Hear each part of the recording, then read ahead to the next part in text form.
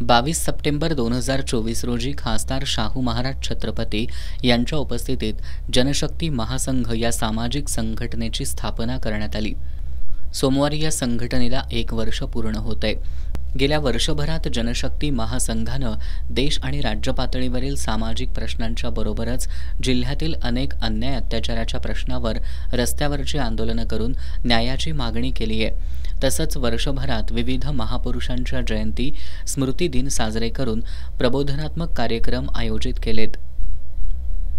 सध्याच्या परिस्थितीत संविधान रक्षण हा महत्त्वाचा मुद्दा असून विविध मार्गाने संविधानाचं महत्त्व कमी करण्याचे होत असलेले प्रयत्न हाणून पाडण्यासाठी महासंघानं जनजागृती मोहीम राबवली असल्याचं महासंघाचे संस्थापक डी.जी. भास्कर यांनी पत्रकार बैठकीत सांगितलं।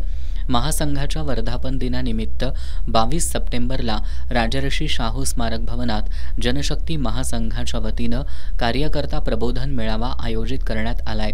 या मेळाव्यात उल्लेखनीय कार्य करणाऱ्या कार्यकर्त्यांसह विविध क्षेत्रातील गुणवंतांचा सन्मान करण्यात येणार आहे।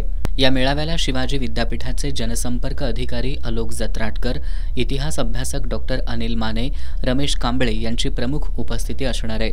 पत्रकार बैठकीला महासंघाचे संस्थापक उपाध्यक्ष रमेश कांबळे, भास्कर मालेकर, कार्याध्यक्ष विलास भास्कर, सचिव सुरेश राजशील, ज्येष्ठ नेते आनंदा कांबळे, शाहीर शिवाजी कांबळे, करवीर तालुकाध्यक्ष रमेश पाचगावकर, भगवान कांबळे, जयसिंग कांबळे, आनंद राणे, पी.एस. कोकळे, डॉक्टर करण माने, डॉक्टर राम वाकरेकर, अनंत म्हासुर्लीकर, शशिकांत कांबळे आदी उपस्थित होते।